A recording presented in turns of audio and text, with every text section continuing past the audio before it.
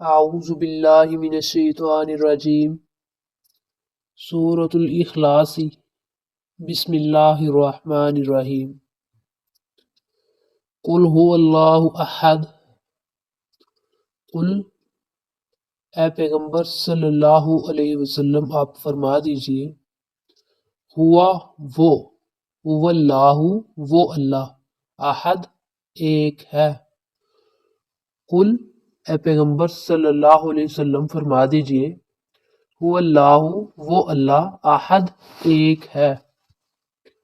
اللہ الصمد اللہ بے نیاز ہے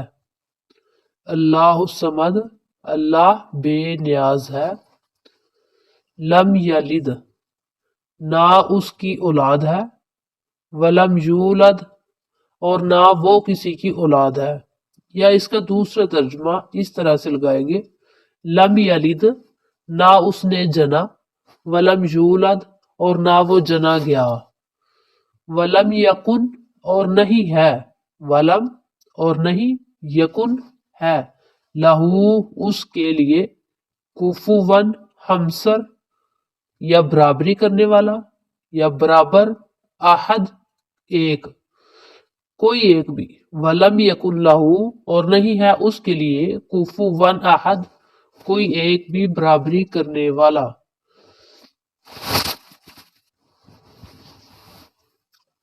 اچھا تو دوبارہ سنیے قل هو اللہ احد کہہ دیجئے وہ اللہ ایک ہے اللہ تعالیٰ اکیلا ہے اس کا کوئی شریک نہیں ہے کفار نے مشرکین مکہ نے طرح طرح کے نبی صلی اللہ علیہ وسلم سے سوالات کیے کئی سوالات ہونے کے بعد آپ صلی اللہ علیہ وسلم نے ان کو یہ صورت سنائی مطلب یہ جو صورت ہے نا اس کے اندر اس چیز کا جواب دیا جا رہا ہے کہ اے پیغمبر صلی اللہ علیہ وسلم آپ سے یہ جو سوال کر رہے ہیں مشرکین مکہ آپ ان سے کہہ دیجئے کہ اللہ ایک ہے اللہ کے علاوہ کوئی دوسرا نہیں ہے کچھ لوگ جو ہیں مشرکین مکہ جو تھے وہ ہر خوبصورت پتھر کو اگر دیکھتے تو اس کو اپنا معبود بنا لیتے تھے اور فرشتوں کو تو وہ اللہ تعالیٰ کی بیٹیاں قرار دیتے تھے فرشتوں کو مشرکین مکہ جو ہیں وہ فرشتوں کو اللہ تعالیٰ کی بیٹیاں قرار دیتے تھے مطلب جس کو جو چیز ملی وہ اس کو اپنا معبود ٹھہرا لیتا کوئی پتھر کو کوئی ستاروں کو کوئی سورج کو جس کا جو چیز جی چاہتا وہ کرتا تھا تو پاک پیغمبر صلی اللہ علیہ وسلم نے کہا کل یعنی اللہ تعالیٰ نے ان لوگوں کو یہ جواب دیا اے پیغمبر صلی اللہ علیہ وسلم فرما دیجئے اللہ ایک ہے اللہ الصمد اللہ بے نیاز ہے صمد جو ہے نا یہ کسی چیز کا ٹھوس ہونا یا مضبوط ہونا اس کے لیے صمد کا لفظ بولا جاتا ہے اور بے نیاز سے مراد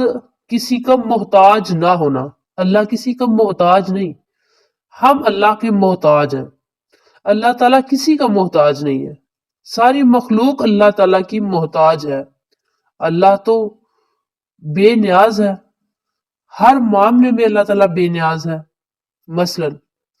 اللہ تعالیٰ کو اولاد کی ضرورت نہیں اللہ تعالیٰ کو کھانے کی ضرورت نہیں مطلب اللہ کھانے کا محتاج نہیں اللہ کو آرام کی ضرورت نہیں اللہ آرام کا محتاج نہیں انسان اگر نہ سوئے تو انسان کی طبیعت خراب ہو جاتی ہے لیکن اللہ تعالیٰ تو وہ ذات ہے جو دن کو بھی جاگے رات کو بھی جاگے ہر موسم میں اور ہر حال میں جاگے اللہ صمد اللہ بے نیاز ہے مطلب اللہ تعالیٰ کسی کا محتاج نہیں ہے کسی چیز کا بھی محتاج نہیں نہ آرام کا نہ تندرستی کا شفا کا صحت کا اولاد کا والدین کا بہن بھائی کا اللہ تعالیٰ کسی چیز کا محتاج نہیں ہے اللہ بے نیاز ہے لم یلد ولم یولد جس طرح انسان نے اپنے آپ کو دیکھا ہے انسان نے اپنے خیالات کے متعلق یہی سوچا کہ اللہ کی بھی اولاد ہوگی یعنی جس طرح انسان چاہتا ہے نا انسان دیکھتا ہے کہ اس کی اولاد نہ ہو آگے نسل کو بڑھانے والا نہ ہو تو مطلب عجیب سا اس کو فیل ہوتا ہے تو انسان نے سوچا شاید اللہ تعالیٰ بھی اس چیز کا خواہش مند ہے لیکن یہ چیز تو غلط ہے لم یلد ولم یولد جو اللہ تو وہ ذات ہے جو بے محتاج ہے، جو کسی چیز کی محتاج ہی نہیں، تو پھر وہ اولاد کی محتاج کیسے ہو سکتی ہے؟ انسان جو ہے نا، انسان کی فطرت میں ہے یہ چیز کہ انسان خواہش مند ہوتا ہے کہ اس کی اولاد ہو، اس کے پاس مال ہو، بہن بھائی ہوں، اس کا گھر ہو، گاڑی ہو، بنگلہ، ہر چیز اچھے سے اچھی ہو۔ انسان جو ہے اس نے مرنا بھی ہے، اس مطلب اگر انسان پیدا ہوا ہے نا، جو ہے چیز، اس نے مرنا بھی ہے، جو چیز ہے اس نے ختم بھی ہونا ہے ایک دن۔ مطلب جو چیز ایک دفعہ دنیا میں آئی ہے اس نے ختم بھی ہونا ہے، لیکن اللہ تو وہ ذات ہے جس کے ساتھ بقا ہی بقا ہے، جس کو فنا نہیں ہے۔ انسان جو ہے نا، انسان فانی ہے، ختم ہو جانے والا ہے۔ تو انسان نے یوں سمجھا کہ اللہ تعالیٰ کی بھی اولاد ہے، حالانکہ اللہ تعالیٰ کسی چیز کا محتاج نہیں ہے۔ اللہ تو وہ ذات ہے حج لا یموت، اللہ ایسی ذات ہے جس کو زندگی ہی زندگی ہے، جس کے لیے موت ہے ہی نہیں۔ مشرکین عرب جو ہے وہ فرشتوں کو اللہ تعالیٰ کی بیٹیاں کہتے تھے، اللہ تعالیٰ کی بیٹیاں ہیں۔ اسی طرح عیسائی جو ہیں وہ حضرت عیسیٰ علیہ السلام کو، اور یہودی جو ہیں وہ حضرت عزیر علیہ السلام کو اللہ تعالیٰ کا بیٹا انہوں نے تصور کیا۔ مشرکین مکہ جو ہیں انہوں نے فرشتوں کو کہا کہ یہ اللہ تعالیٰ کی بیٹی ہیں، مطلب اس طرح کے انہوں نے نظریے پیش کیے، حالانکہ اللہ تعالیٰ نے ان سب کو اس قرآن پاک کی اس صورت کے اندر جواب دے دیا، لم یلد ولم یولد، نہ تو اللہ کی کوئی اولاد ہے اور نہ ہی اللہ کسی کی اولاد، مطلب اللہ کسی کا بیٹا نہیں، اللہ کسی کا باپ نہیں۔ ولم یکن لہ کفوا احد، ولم اور نہیں، ولم یکن لہ کفوا احد، اور اس کا ہمسر کوئی نہیں ہے۔ کفوا جو ہے نا، یہ کفا کپڑے کے اس ٹکڑے کو کہتے ہیں جو دوسرے ٹکڑے سے ملا کر خیمے کی پچھلی طرف لگا دیا جاتا ہے یا ڈال دیا جاتا ہے۔ یہ کفا کا لفظ جو ہے نا، یہ منزلت، مرتبہ منزلت، یا ایک دوسرے کے برابر ہونے کے لیے بھی یہ کفا کا لفظ استعمال ہوتا ہے، کفوا کا لفظ جوڑ کے لیے بھی استعمال ہوتا ہے، کسی کے مقابلے کے لیے بھی یہ لفظ استعمال ہوتا ہے۔ نکاح اور رشتے کے وقت بھی یہ لفظ بولا جاتا ہے، جس طرح فلان کفون لفلان، یعنی فلاں شخص جو ہے وہ فلاں کے جوڑ کا ہے، یا فلاں جو ہے وہ فلاں کے مقابل میں ہے یا اس کے ہمسر کا ہے۔ رشتے کے وقت بھی فریقین جو ہے نا، وہ اکثر رشتہ کرتے وقت دیکھتے ہیں فلاں فلاں کے مقابل کا ہے بھی کہ نہیں، معاشی لحاظ سے، معاشرتی لحاظ سے یا تمدنی لحاظ سے، مطلب وہ ایک جیسے ہیں بھی یا نہیں، اس کا ہم پلہ ہے بھی یا نہیں، اس جیسا ہے بھی یا نہیں۔ لیکن اللہ تو وہ ذات ہے وَلَمْ يَكُنْ لَهُ كُفُوًا أَحَدٌ کہ لیسا کمثلہ شیء،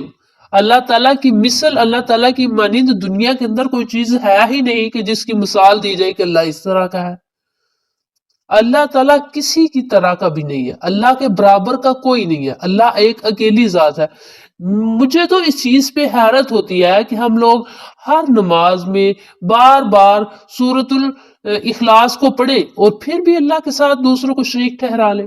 پھر بھی ہم بیمار ہوں تو ایسے کوئی کسی پیر کے پاس جا رہا ہے، کوئی کسی مرید کے پاس، کسی مزار کے اوپر جا رہا ہے، کوئی کہیں دم کروانے کے لیے جا رہا ہے، ہم بار بار سورۃ الاخلاص بھی پڑھے اور پھر ہم جائیں کہاں؟ ہم کہہ بھی یہ رہے ہیں کہ قل هو اللہ احد، اللہ ایک ہے، اللہ ایک ہے۔ جب اللہ ایک ہے تو پھر اس میں یقین بھی ہونا چاہیے۔ ایک مرتبہ حضرت عائشہ صدیقہ رضی اللہ عنہا فرماتی ہیں کہ ایک مرتبہ نبی صلی اللہ علیہ وسلم نے ایک جنگ کے لیے چند صحابہ کرام مطلب جو ہے نا ان کو لشکر کے طور پہ ایک لشکر بنا کر ان کو ایک جہاد کے لیے، جنگ کے لیے بھیجا، تو ان کے ایک سربراہ مقرر کیا۔ تو جو سربراہ تھا مطلب جیسے کمانڈر ہوتا ہے فوج کا، اس طرح یوں سمجھیے کہ فوج کا ایک کمانڈر ہی تھا۔ وہ نا جب بھی نماز پڑھانے لگتا وہ کمانڈر، وہ سربراہ فوج کا، تو وہ جب بھی ایک رکعت پوری ہو جاتی تو وہ مطلب رکوع سے پہلے وہ سورۃ الاخلاص کو ضرور پڑھا کرتا تھا۔ تو صحابہ اکرام جب واپس آئے تو انہوں نے آ کر نبی صلی اللہ علیہ وسلم کے سامنے اس بات کا ذکر کیا کہ یہ مطلب فلاں فلاں جو ساتھی ہے ہمارا، جس کو آپ نے ہمارا کمانڈر بنا کر بھیجا تھا، وہ سورت اخلاص پہ ضرور ہی سورت اخلاص کو مطلب پڑھ کے تو وہ رکوع کیا کرتے تھے جب وہ جماعت کروا رہے ہوتے تھے۔ تو اس کی کیا وجہ ہو سکتی ہے؟ نبی صلی اللہ علیہ وسلم نے ان کو بلایا، ان سے پوچھا کہ کیا واقعی آپ اس طرح کرتے ہیں؟ تو انہوں نے کہا جی۔ تو آپ صلی اللہ علیہ وسلم نے پوچھا اچھا اس کی کیا وجہ تھی، آپ بتا سکتے ہو؟ تو اس صحابی نے کیا، اس ساتھی نے کیا بولا؟ اس نے بولا کہ اس صورت کے اندر اللہ تعالیٰ کی صفت ہے احد، اللہ ایک ہے،